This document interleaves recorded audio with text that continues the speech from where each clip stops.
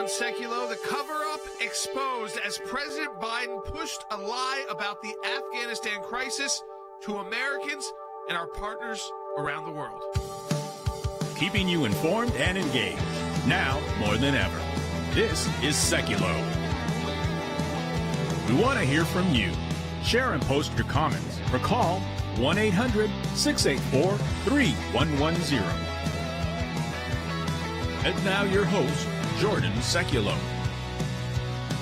You may have heard, but this is still breaking and being discussed and being really analyzed, is that a transcript, surprise, surprise, here we go, took the Biden bureaucrats a little bit longer. Again, I guess we have a lot of experience, some of us who were on the president's legal team, especially during that first impeachment, with call transcripts between the president and world leaders. But here we go. We've got one that has been released via Reuters between the President Biden and the president of Afghanistan. Now, the kind of quick takeaway from this is that President Biden on the call stressed the need for changing the perception of the Taliban's progress in Afghanistan, quote, whether it's true or not.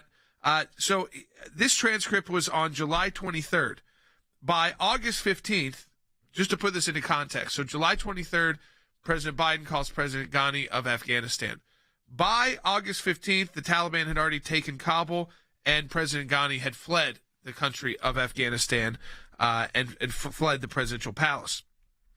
Here is the entire word from President Biden in the transcript that I think is most relevant. He says here, quote, to President Ghani, I need not tell you the perception around the world and in parts of Afghanistan, I believe, is that things are not going well in terms of the fight against the Taliban.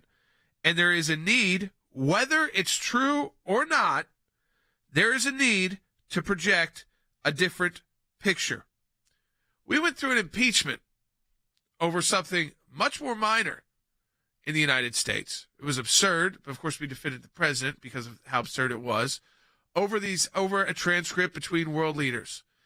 But here, what you have is a president admitting at least two, and I'm not saying, by the way, impeachment, not the right approach here. It's accountability.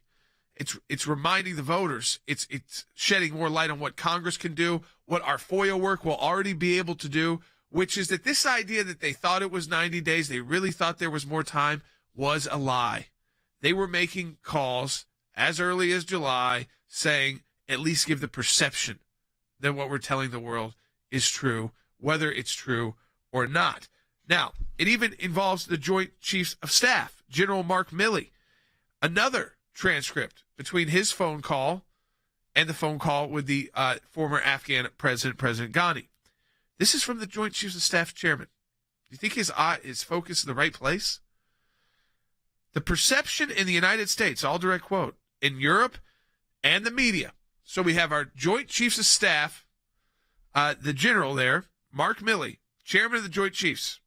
And what's he concerned about when he's talking to the Afghan president who's got the Taliban at his doorstep? The perception and the media. And he goes on, let me just read it entirely. The perception in the United States, in Europe, and the media sort of thing is a narrative of Taliban momentum and a narrative of Taliban victory. And we need to collectively demonstrate and try to turn that perception and that narrative around. Well, they failed there because what it appeared to be is a Taliban victory in Afghanistan. Now, you can talk about the U.S. accomplishments along that way, but ultimately the Taliban has come back and will make Afghanistan, if they're able to, into a safe haven for terrorists.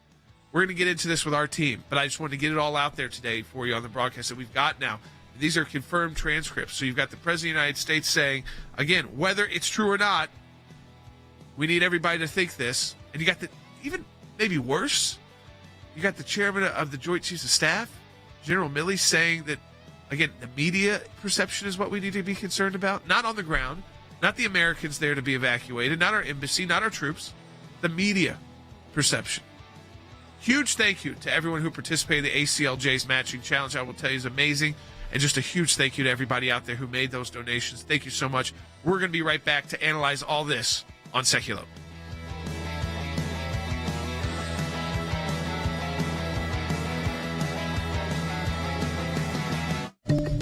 The challenges facing Americans are substantial. At a time when our values, our freedoms, our constitutional rights are under attack, it's more important than ever to stand. They are a special designated global terrorist group.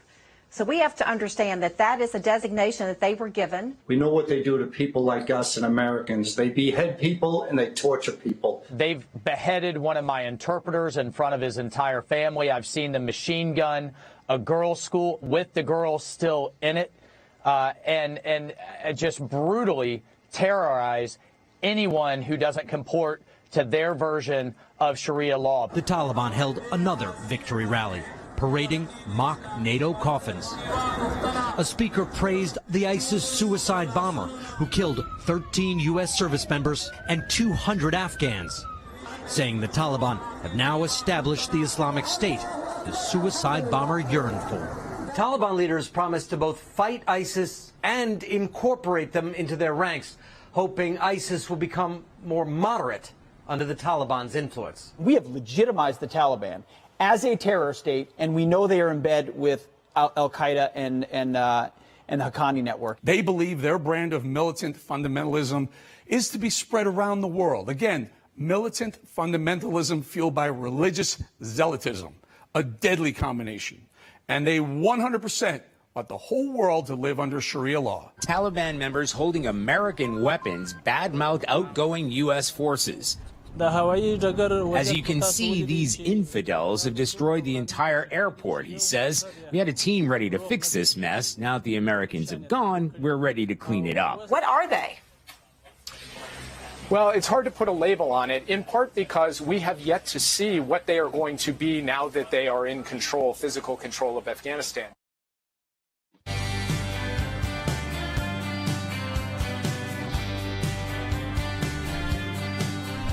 We are taking your phone calls too at 1-800-684-3110. If you want to weigh in on this, the latest, this transcript from Reuters, I will tell you, it is just very telling about where the mindset of the Biden team was from the White House, the president, all the way to the Joint Chiefs of Staff, the chairman there, General Milley. Again, they were distracted. They were distracted on narratives instead of what was actually happening on the ground, which they didn't want people to understand. So let me just, in case you're just joining us, Reuters has obtained this transcript. This is a phone call. I know I read it before, but I just want to read it one more time so that you understand what we're talking about as we get into this discussion. This phone call occurred on July 23rd. This was between the President of the United States and President Ghani of Afghanistan. Now, by August 15th, so the phone call is July 23rd, by August 15th, the Taliban was taking control of Kabul. Ghani was gone. So not much of this was accomplished. But the troubling parts are what the president is asking his another president to do at a time of great uncertainty, and you know, the writing was on the wall in Afghanistan. So, quote, this is President Biden. I need not tell you the perception around the world and in parts of Afghanistan, I believe, is that things are not going well in terms of the fight against the Taliban. And there is a need, whether it is true or not, there is a need to project a different picture. So when you saw angry Biden yesterday deliver that speech, it makes sense now. His narrative started falling apart, and he had to play catch up to this narrative because everyone could see. There was no narrative to shift at this point. The Taliban was taking over. We were retreating to the airport, leaving our embassy, leaving equipment behind. And, of course, ultimately, the death of 13 U.S. Men and women who serve our country.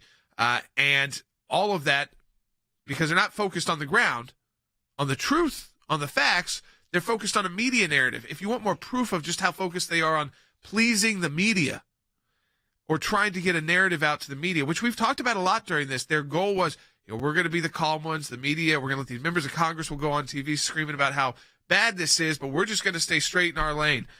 You have the Joint Chief of Staff, General Milley.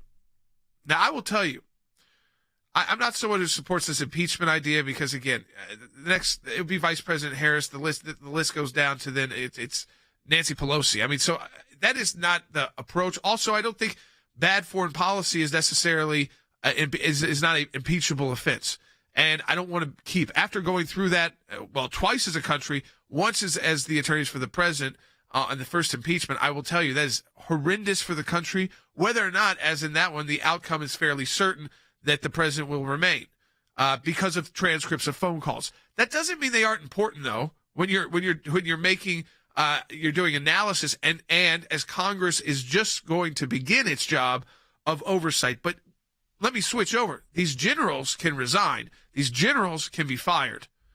And do you want your chairman of your Joint Chiefs to be telling a president of a foreign country, quote, the perception in the United States and in Europe and the media sort of thing is a narrative of Taliban momentum and a narrative of Taliban victory, and we need to demonstrate and try to turn that perception and narrative around. I want to go right to Than Bennett in Washington, D.C. Than, this is such Washington talk. It is, and it's one thing if you're talking about a political campaign. It's a whole nother thing when you're talking about a war and a war coming to a close where Americans were still in very much harm's way, as we all now know, unfortunately, while these phone calls were going on. And yet you have the president and the chair of the Joint Chiefs of Staff more concerned about the perception, not dealing with the reality that the Taliban was going to claim and was going to have a major victory in the takeover of most of Afghanistan, including its capital. Jordan, it's just unthinkable. I would tell you a couple of things. First of all, on the direct language of the transcript, the perception is that that things are not going well in terms of the fight against the Taliban. A newsflash, Jordan, things were not going well in the fight against the Taliban, and they have now taken over. Look, this is just so heartbreaking when you put it against the facts that have now played out. What was needed in reality, Jordan, in that moment, what was a quelling of the Taliban capacity to inflict harm on Americans and our allies in the region. That was desperately needed from the commander-in-chief. Look, there's a lot of time for political perception. The time for that is after the emergency takes place. In the moment, you need a commander-in-chief focused on the reality on the ground, the capacity of the enemy, which, by the way, Jordan, that's a whole other thing I assume you're going to get to in a little bit. The perception of the enemy as it is now, Jordan, there's still not a grasp on that inside this administration. But to start with, you needed a commander-in-chief who was going to look at the facts on the ground and say, look, it doesn't matter what political impact this is going to have on me. I need to protect the lives of the service members on the ground and the allies that have stood with us. Jordan, this transcript is really damning on that front. He did not do that. And look, I think it directly played into a situation where we were dependent on the good graces of the Taliban to protect the service members guarding that airport. Jordan, their checkpoints did not work. ISIS-K got through those checkpoints, and 13 service members paid a price for it. I honestly believe that's a direct ramification of this decision. Andy, the government was falling. The military was collapsing, the Afghan military. We were withdrawing. And our president and the chair of the Joint Chiefs was telling everybody, well, we got to just worry about the perception of the media. And again, these are not the press people whose job is that. This is the top military leader in the United States and our commander-in-chief, the president of the United States. Totally irresponsible conduct, culpable negligence, call it what you will. I don't want to make too much a statement of what it is in terms of what the implications are for this. I agree with you. It is probably not impeachable, and we don't need to go through that. But instead of thinking about the fact that your intelligence is telling you that the regime that you have supported for 20 years off and on is now crumbling, you're interested in making sure that the media perception, whether it's true or not, and that's what President Biden said, whether it's true or not, you got to work. He tells Ghani, the president, you got to work on how the media is going to look at this thing. And Mark Milley, the chairman of the Joint Chiefs of Staff, makes the same thing. What kind of talk is that? What kind of leadership is that? Instead of worrying about the fact that the country is about to collapse and you've got Americans in there and American supporters who have been with you for all these years and who need to get out, your concern is how the media is going to look at you, and you're telling the president of another country, get into motion something that is going to change the perception. Totally irresponsible, totally outrageous. Harry, this idea that we're going to ignore reality. And listen, I think that the difference between this transcript and the transcripts of the past that led to an impeachment of a president, a failed impeachment. But at the same time, here, people did lose their lives on the ground during this 13 Americans. And you have to wonder if it was because they just didn't have their eye on the ball. They were focusing on the wrong. They were focusing on narrative and the media, which they have people to do that for them. But these were the top guys doing that. Yes, and the top guys are a demonstration of incompetence. And one of the great things, and I mean that ironically, about the Biden administration is that they are governed by a lack of principle. They are governed by perception. So here you have the President of the United States. He is declaring that our chaotic withdrawal from Afghanistan was an extraordinary success.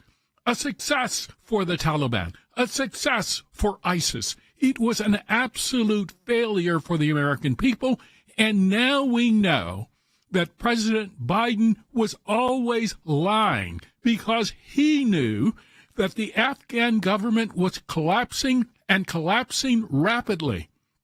So instead of taking real action to protect Americans, he decided to cave and basically leave between 200 and 500 American people behind, even after he pledged that he would not leave any American behind. So if you look at President Biden's misbehavior in this particular case, it either represents raw stupidity or it represents intentional misconduct.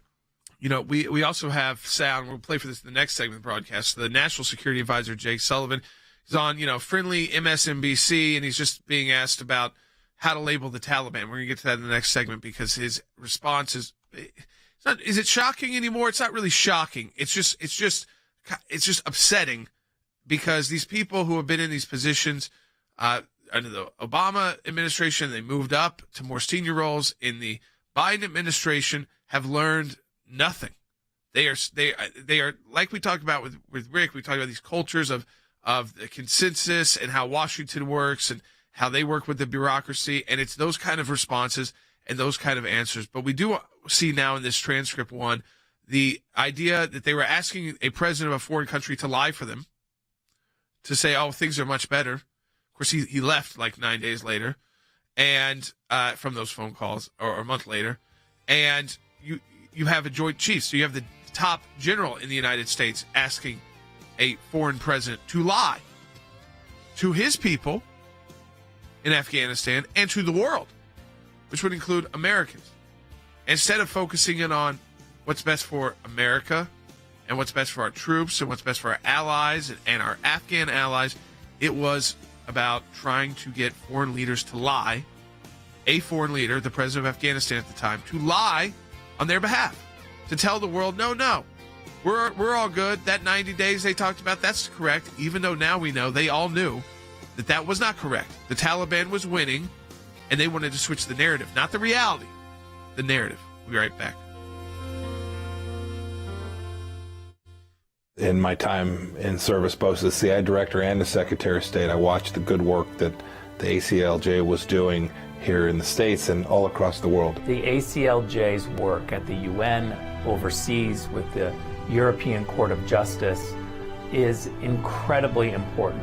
We have on our team lawyers, non-lawyers as well, that are policy experts. They're all engaged in foreign policy issues. We have been focused on protecting the nation state of Israel, particularly before the United Nations. We don't shy away from the battles that are going on at the UN and just complain about them. We actually try to go in and do something positive and actually affect change. The risk of a incomplete or unsolid relationship within the United States of America and Israel is real. Israel is very important to the ACLJ, and we will always fight for Israel's rights. We had a series of cases at the European Court of Human Rights, primarily dealing with religious liberty.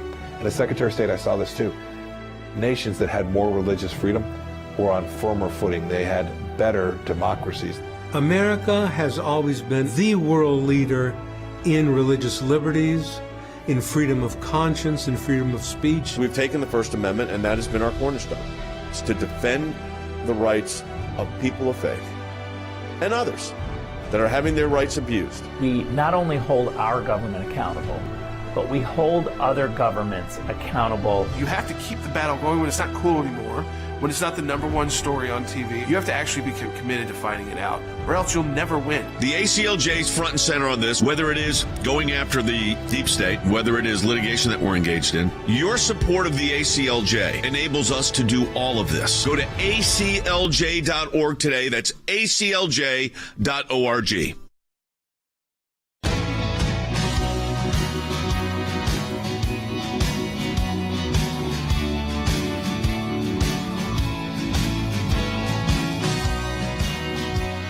All right, welcome back to Sekulow. I just want to remind you, too, we're talking about the Taliban. We're talking about an organization that's listed in the state as a terrorist organization, foreign terrorist organization, especially the Haqqani network, which is their network that carries out terror attacks.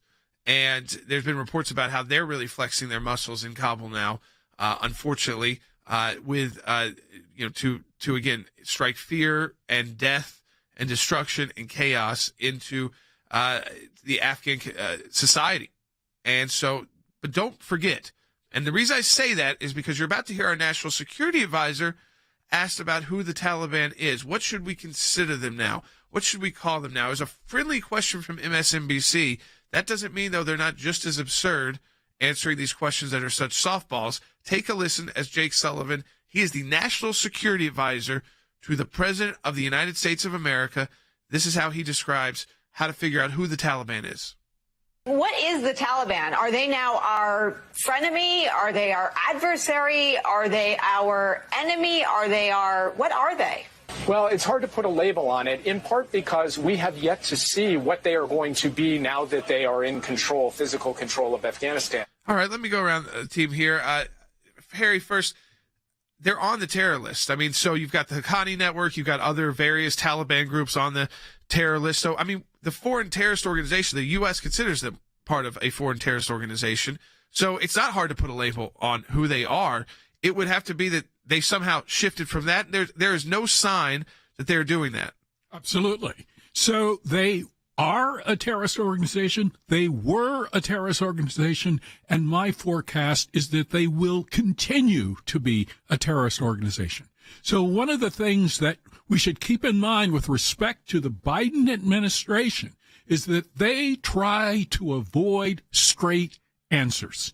So they want to allow the perception to grow among the American people that the Taliban is indeed a reasonable organization. We can talk with this reasonable organization when, if you really look at the founding documents of the Taliban, if you look at their actions, they are a 7th century organization, and they're committed to one thing and one thing only, and that is advancing Islamicism by the point of a gun, bomb, or whatever. And so we should treat them very, very seriously. They cannot, in my judgment, ever be an ally of the United States. Yeah, I mean, I think, Andy, listen, this is still about the narrative, not the reality. The reality is the Taliban bears responsibility for the 13 Americans, servicemen and women who were killed because they gave them the ability to run those checkpoints. They failed, and that's seeing it in the best light, that they failed. The worst light is they carried out the attack and just blamed another group that were just, Americans are just starting to learn about ISIS-K, or that they weren't willing to stop it. I mean, so again, it's either they failed or they let it happen. And again, I think so they're directly responsible for that, but we know that they're already terrorizing Afghans. They are terrorizing Afghans, and they're terrorizing probably the Americans who we abandoned and literally stranded there, and anybody who was not part of their organization while they were the avowed enemy that we were fighting against. But what bothers me, Jordan, is that people don't read history. They don't understand history. Look at the example of Munich in 1938. Neville Chamberlain goes to negotiate with Hitler. Herr Hitler, he says, he's an honorable man. He's a man I can talk with. He's a man I can deal with. And he comes back and he waves this silly piece of paper at the airport in London and talks about peace in our time without having realized and looked at what the National Socialists had been doing in Germany since the late 1920s. And it's the same thing repeated again today. Why? What makes you think the Taliban is going to change? When he's asked the question on MSNBC, Sullivan says, in response to the question, what do you think about the Taliban? Well, we wait and see what they are. You don't have to wait and see. You know what they are. You know what the National Socialists were in Germany in the preludes in the run-up to the Second World War. You know the kinds of people that they are and their attitude and their belief that Sharia law rules the world. And that's what they're going to do. So I don't have to sit here and cogitate and think about what it's going to be. I can tell you what it's going to be. So why are we trying to spin a new narrative on this? What is wrong with the Joe Biden is what my colleague Harry Hutchison just said. He is unprincipled. His interest is in courting the media and making sure that the media loves him. Well, they love him, and they love now the chairman of the Joint Chiefs of Staff. But what about those 13 Americans who were killed? You know who I put that responsibility on? Joe Biden. Absolutely. And Than, this idea that we're going to wait and see, why do we need to wait and see? I mean, we got reports. I'm pulling it from places. This is not Fox. This is a CNN report about a Afghan folk singer dragged from his home and killed by the Taliban on Friday. So already. That is occurring. That was last week. So they are already putting in place their reign of terror, and that's in Kabul, not in some province. So I don't think you need to wait and see who these guys are when they're pulling people out of their homes and shooting them in the head in front of their family because they're folk singers and they don't like music. Jordan, all you have to do is look at history. I mean, look, if you can't learn from the actions of this terrorist organization from the past, then you're probably not going to learn it from, trying to observe the couple of weeks where the world's eyes are on them. You know, Jake Sullivan can say it's hard to put a label on them, but is it, Jordan? I mean, I think pretty much every American could do that. And by the way, to the earlier point that you made, the United States government that Joe Biden is the lead of and that Jake Sullivan serves, Jordan, they have done that. They have done that formally. The Taliban is a designated terrorist organization, and that really takes me to what I think is the motive for this sort of nuanced comment from Jake Sullivan. Jordan, I don't think they want to trigger the obligations, at least overtly, that acknowledging that the Taliban continues to be a designated terror organization that represents. Remember, it comes with certain obligations on the United States government. And Jordan, if I were to guess, I think the Biden administration doesn't want to uphold those obligations, so they don't want to come out right and admit what the U.S. government has already said. Yeah, what Than is alluding to there, too, with these, what comes with acknowledging them as a terrorist group, as we know they are terrorizing Afghans, and unfortunately there's Americans still who were stranded, left behind by President Biden. The buck stops with the president. And so whether it's the 13 troops, whether it's the people who were left behind, these decisions all rest with the president of the United States ultimately. But if you do designate them like this, you can't recognize them as the legitimate government. You would go to the UN and you would say to the UN, do not just pass over resources. That has to be done much more carefully and specifically. But they don't want to do that. They are moving towards the path of allowing the Taliban to be a recognized governing body, if they even get to that point. What's interesting in a lot of the reporting, and we get this the second half hour, is that the Taliban wasn't really ready to do any of this, wasn't forcing the U.S. out of Kabul in a gunfight or the Afghan nationals, but it was actually agreed. And they were willing to allow the United States to have the security to control Kabul. But the United States said, no, you take control, Taliban. I mean, so all this goes together. It all works together. But ultimately, what you see is an administration just bent on trying to control a narrative. This is not the 1960s and 70s anymore. We all see what's going on the ground. The reports come out. Even after the U.S. troops leave, people still have their social media and their cell phones. So they can't really hide the truth anymore about the horrors that are occurring on the ground in Afghanistan. We'll be right back, second half hour. Thank you, everyone who supported us financially in our matching challenge. It was so tremendous. We'll be right back.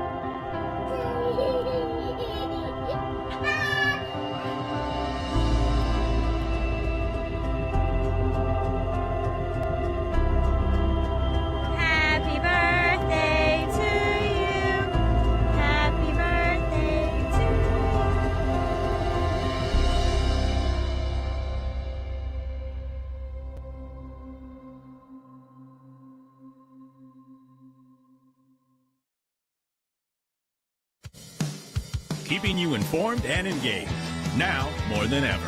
This is Sekulow. And now your host, Jordan Sekulow. So if you're just joining us, this transcript has been obviously leaked out. It took a long time for the Biden White House to start having the bureaucrats, the staffers from probably National Security Council. If I'm just using my own experience and the history there of who's got access to these transcripts and to get them out. And so while, again, as someone who's represented a president, I'll be honest with you, I don't like the fact that these transcripts get out. But when they do, and they are verified, you can learn a lot. And what we learned here is that this president, President Biden, was asking another president to lie to the world, to change the narrative. He was asking the president of Afghanistan to do that very specifically. On July 23rd, he said this to President Ghani. This is Joe Biden. I need to tell you, the perception around the world and in parts of Afghanistan, I believe, is that things are not going well in terms of the fight against the Taliban, and there is a need, whether it's true or not, there is a need to project a different picture. When you say that, you're asking someone to lie. And then he follows up with a pressure campaign. He's got General Milley, the chairman of the Joint Chiefs of Staff, calling President Ghani of Afghanistan, the former president there before he fled. The perception, and this is General Milley, the perception in the United States and Europe and the media. I don't like the word hate, but I mean the fact that the chairman of the Joint Chiefs is using the media word as what he's concerned about, the media, it's just so telling when we talk about the wokeness in the military, the problems of distractions in the military as a social welfare organization instead of a fighting force. Not to say anything about those enlisted folks. We're talking about the very tip top, where they're Washington actors, and they're concerned about the media. And so he says, the media sort of thing is a narrative of Taliban momentum and a narrative of Taliban victory, and we need to collectively demonstrate and try to turn that perception and narrative around. Well, the president then fled the country.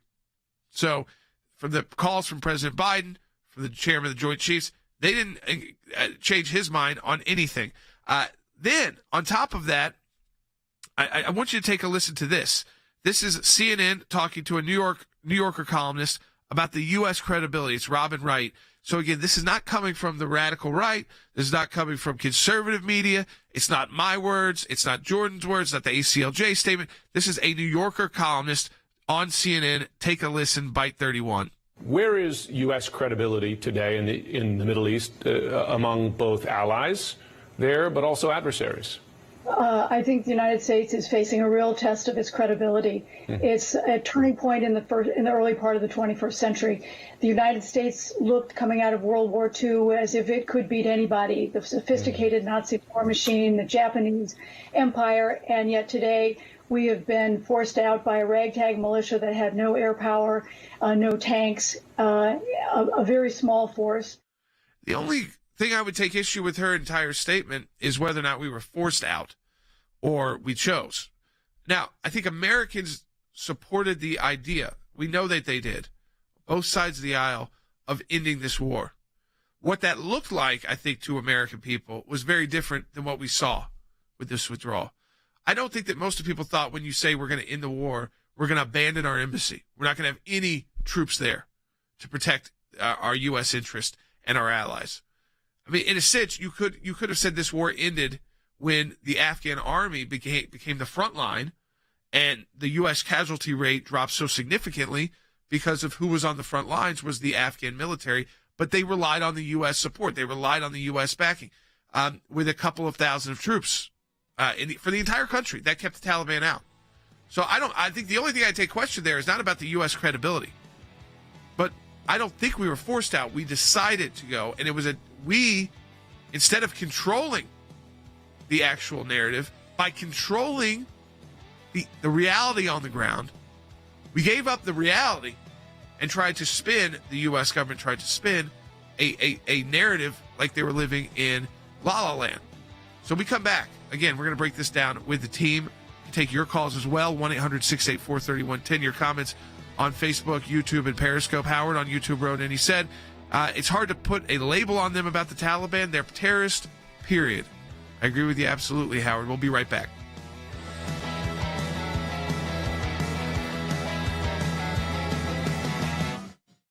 We have major breaking news at this hour out of Afghanistan. According to a phone call just obtained by Reuters from July, President Biden warning the Afghan President Ghani, you know, the guy that fled with all that money, that the fight against the Taliban was, quote, not going well and that he needed to change the perception. Here's what Biden said. I need not tell you the perception around the world and in parts of Afghanistan. I believe that things aren't going well in terms of the fight against the Taliban. And there's a need, whether it is true or not, there is a need to project a different picture. It looks like Mark Milley was on that call, too. And the military was concerned about perception. In the call, Milley, chairman of the Joint Chiefs of Staff, told Ghani the perception of the United States and in Europe and the media sort of thing is a narrative of the Taliban momentum, the narrative of Taliban victory. And we need to collectively demonstrate and try to turn that perception around. The man in camouflage worried about turning the perception around? This was not a decision about what do we do from a military standpoint to make sure that we had an orderly and safe withdrawal. This was about achieving a political ends. And that, to me, is unbelievable that we find ourselves in that situation. The critical fact here is that reality matters more than perception, especially in matters of war and peace. And the reality is that Joe Biden pulled the rug out from underneath the Afghan army when he withdrew not just American troops, but all Western contractors who were helping do the maintenance and other logistical work, for instance, that kept the Afghan Air Force flying and gave them that advantage over the Taliban. Joe Biden knew that it wasn't working and was getting dangerous, and he didn't expedite the withdrawal at a point in time when he could have done it safely and not leave Americans behind enemy lines and our Afghan allies to be murdered. I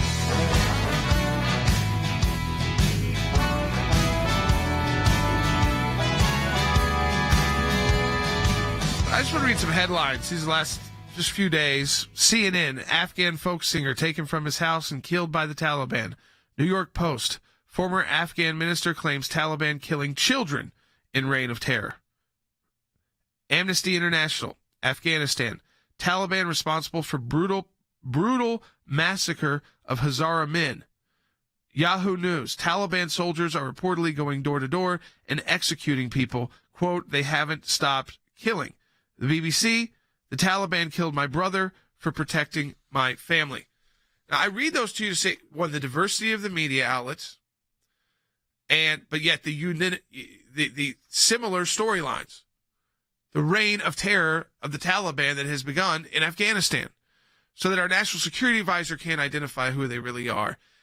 We talked to Secretary Pompeo as part of our team, and he started some of these negotiations with the Trump administration, which had a very different plan on this, and that was thrown out the window by the Biden team.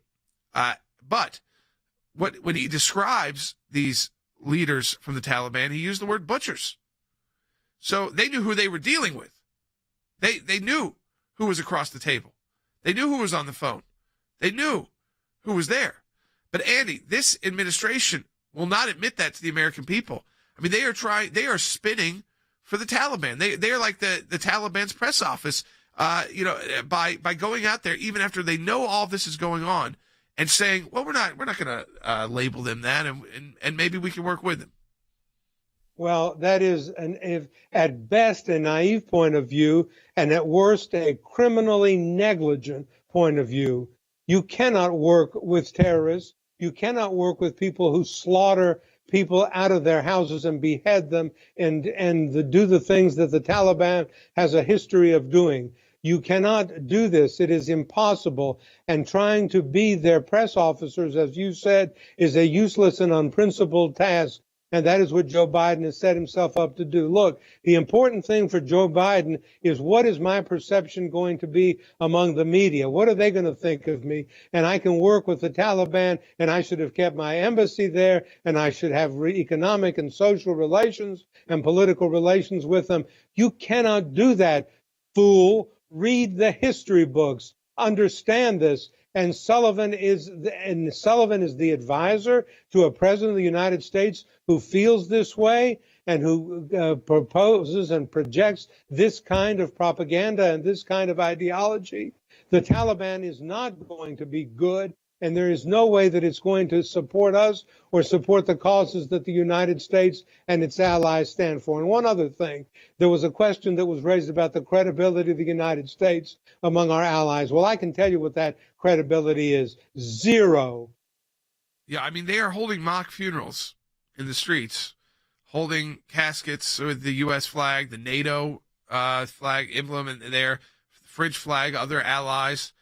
And just posted by 17 minutes ago by a New York Times journalist, Farnaz Fasihi, she focused on Iran in that region of the world. She has photos posted. I don't know if we can get them up on the screen yet because this just was tweeted out, but this is from the New York Times. Again, I think it's important that I keep repeating that this is, again, it's not like from some random person. It's a New York Times journalist.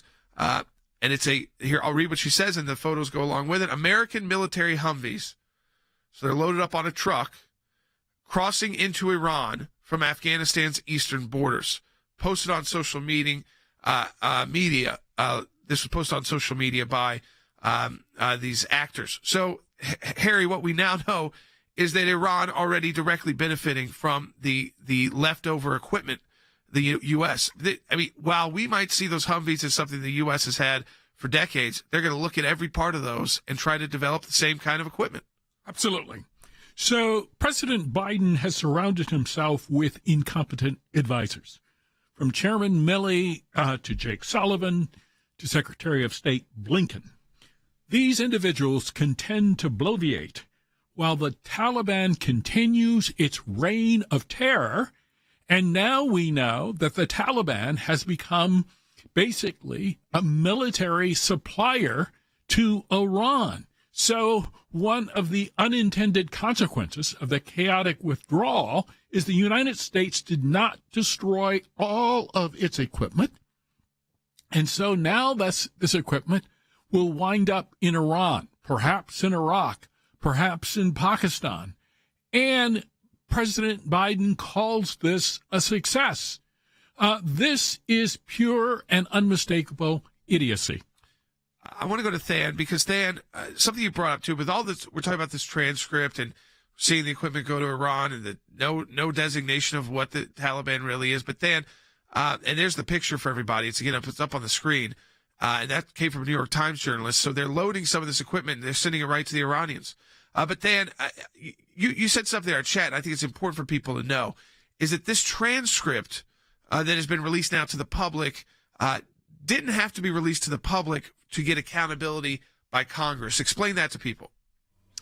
Yeah, this goes to the point that we've made on the broadcast the last couple of days, Jordan. The oversight responsibility of Congress exists here, and you said earlier that you don't like the fact that this transcript was leaked. I think you're probably correct about that. But, Jordan, the same people that are expressing concern about the decisions that were made in Afghanistan, like the chairman of the House Armed Services Committee, Adam Smith, Jordan, he would have access to information like this. Others with high-ranking, the Gang of Eight, for example, would have access to transcripts like this, and they would use that to conduct oversight, and that has got to happen in this case, Jordan. And I think it really does tie directly into the main topic that you're talking about today, because, we've conceded that the American people, both political parties, essentially wanted out of Afghanistan. The Taliban wanted us out of Afghanistan. But, Jordan, if you were going to leave Afghanistan by August 31st, it ended up being, August 30th, 5 weeks prior to that, on July 23rd, what did the American people, the same American people that wanted us out of Afghanistan, what would they want the commander-in-chief focused on 5 weeks out? Would it be talking to the Afghan president about perception, or might it be starting the evacuations of the American people that have been left behind? I would say to Congress, you have access to these transcripts. You have access to the rest of the information. Do your job. Conduct the oversight, regardless of which party you're in. Folks, we were going to switch up. And we're going to do it tomorrow. We've got a couple of ACLJ victories for religious liberty, but I want to continue this discussion. There's too much coming out as we speak. I mean, you got this report just from the report out of the New York Times about the Humvees heading to Iran. I mean, this, again, it's kind of understand when we talk about the short term and the long term when it comes to Afghanistan, this is all in the short term. The Humvees are already on their way to the Iranians. The equipment already being dispersed out to not just adversaries within Afghanistan, whether that be the Taliban or the ISIS-K, but to the Iranian Revolutionary Guard. So I think that, I want to stay with this. We'll get to those victories, two major religious liberty victories by the ACLJ on tomorrow's broadcast. But I think there's just too much happening here. I want to take your comments, your calls, your questions. 1-800-684-3110. That's 1-800-684-3110. This is what really troubles me, though, is that when Jake Sullivan was asked about the Taliban forming a government, this was his response. Again, it's this response of like it's normal that the Taliban is going to be forming a government and going around the world to get recognition, which means resources from the UN and other international organizations. Take a listen to Byte 42. They will, in the coming days, announce a government. That government is going to go around seeking diplomatic engagement, even recognition from other countries, including the United States. In fact, the Taliban spokesman today said he was looking for positive relations on behalf of the Taliban, especially with the United States. We're not just going to grant positive relations to the Taliban. They are going to have to earn everything from the international community through actions, not words. Oh, that's wonderful. We're not going to grant them full diplomatic recognition today, but we might later on. Now, this is the same Taliban, as I said, they are killing their own people because you're a musician. They have carried out attacks on schools because they're schools for girls. They are carrying out attacks on religious minorities. They have been reported to have death squads in the major cities like Kabul. And yet, the Biden administration, with all the embarrassment that should come with the fact that they just wanted a narrative change, not a reality change, when our troops were in harm's way, and now we all unfortunately know how serious of harm's way they were. But if we knew that, why didn't we either have more protection for them or start evacuations earlier of people who, non-military, while it was a much more secure place where there wasn't ISIS-K running around Kabul and the Taliban wasn't running checkpoints and they didn't have the power, didn't even want the power. We now know that the Taliban was willing to let the U.S. run Kabul. So we would have been in control of all the perimeters, but we gave that up. So are we on a path, if this administration stays in office, of just ignoring everything that's actually in reality happening on the ground in Afghanistan and recognizing potentially that government? What we know is that they're not standing in the way. It doesn't appear that they, from any of his language, Jake Sullivan's language, that he is going to stand in the way of any other countries or international institutions, even though we've got that veto power at the UN, from going ahead and recognizing the Taliban's created government in Afghanistan. We will be right back on Sekulow.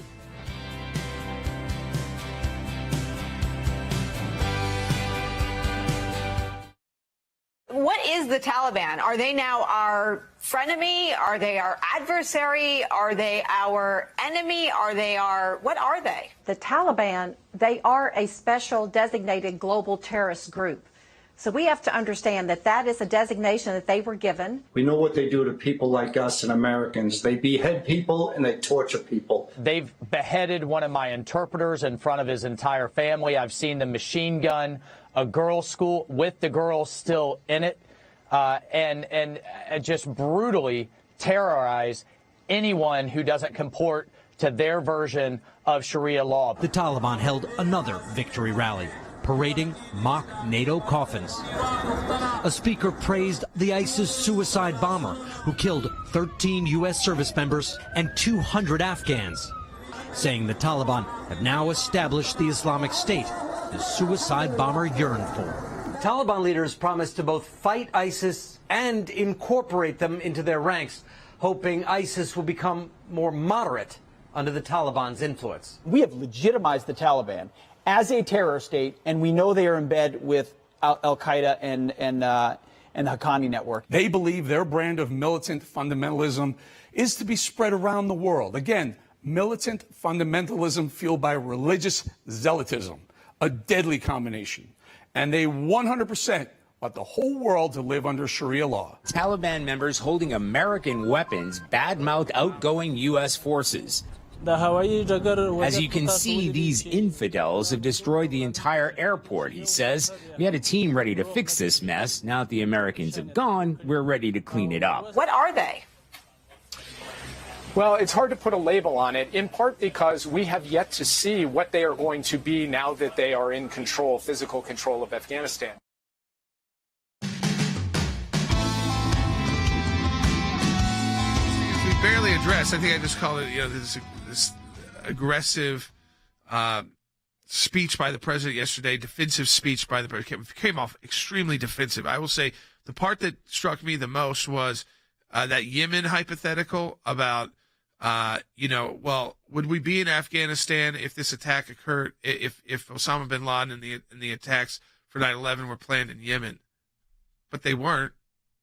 And it was in Afghanistan. So, I mean, what's the hypothetical there? It was, again, trying to shift anybody's focus and attention from what happened on the ground since he's been president. 13 troops killed, chaos, and a reign of terror. And now a new caliphate has been established. After destroying ISIS, after, again, killing Osama bin Laden, taking out people like Soleimani, with this hardline approach from the United States against battling Islamic terrorists and those who seek to spread Islamic terror, they now have created, by their own actions, because even the Taliban was telling the United States, like, you can keep control of Kabul. They weren't really ready to do that. And, of course, it showed, because even if you believe them, they couldn't stop the terror attacks from ISIS-K targeting our troops. They killed 13 of our troops.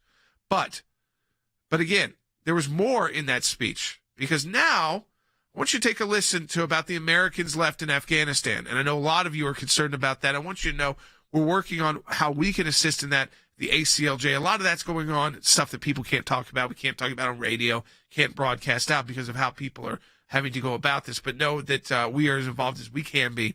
But take a listen. This was President Biden yesterday in a part of the speech just talking about kind of the raw numbers about, how many Americans were left. Take a listen. The bottom line, 90% of Americans in Afghanistan who wanted to leave were able to leave. Okay. When he said that, I remember hearing it too. That was another part I heard. I said, the whole tone was bizarre from his speech. And but again, the White House, let's put this up on the screen for everybody who's watching, has edited his teleprompter speech. Okay, they wrote a teleprompter speech. He was not talking off the cuff. Okay, so when you look to the teleprompter speech, they've now said the bottom line, they've struck the word 90. 98% of Americans in Afghanistan who wanted to leave were able to leave. I want you to understand, they didn't come back in a press conference and say, hey, the president was answering a question. He misspoke 90 instead of 98%. I wouldn't be making a huge deal about that. There's a lot of other problems in Afghanistan. But the fact, Andy, that they have to go in and strike their own teleprompter, what was on their own teleprompter, the official remarks, and correct that for history, as if, again, the narrative is more important than the reality.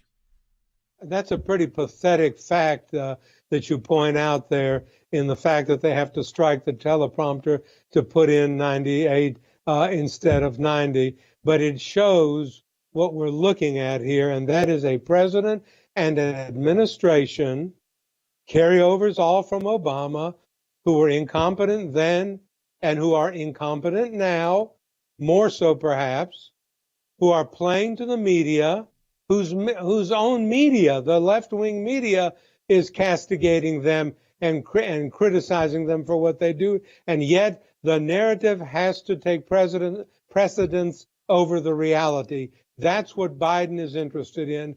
Let me make sure that it's understood that I did all that I could. Well, you did not. What you were doing is you were lying to a president of another country and asking him to give a perception of things that were not the way they really were. And that is that the Taliban was not advancing. In fact, it was, Joe Biden. You knew that it was. You knew that disaster was about to occur.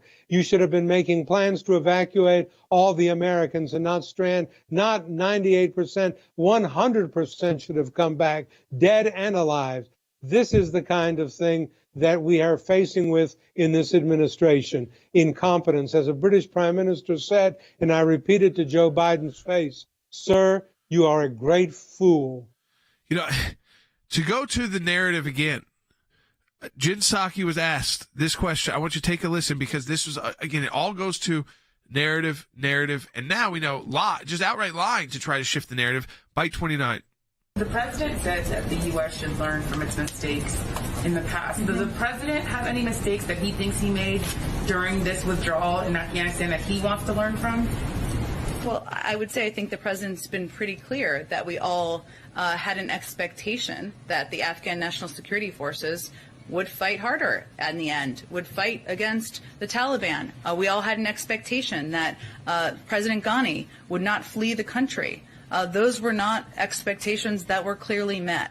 Here, our producer Will put in the chat, this is like a borderline, it's a bad job interview response. What's your biggest mistake? Oh, we trust too much. So it wasn't that their mistake was we just had too much faith in those Afghan people. We know that's an outright lie because they were on the phone with the president of Afghanistan saying, hey, we know that on the ground, the Taliban's advancing, things are falling apart, but at least we need the message out to the world to be something different.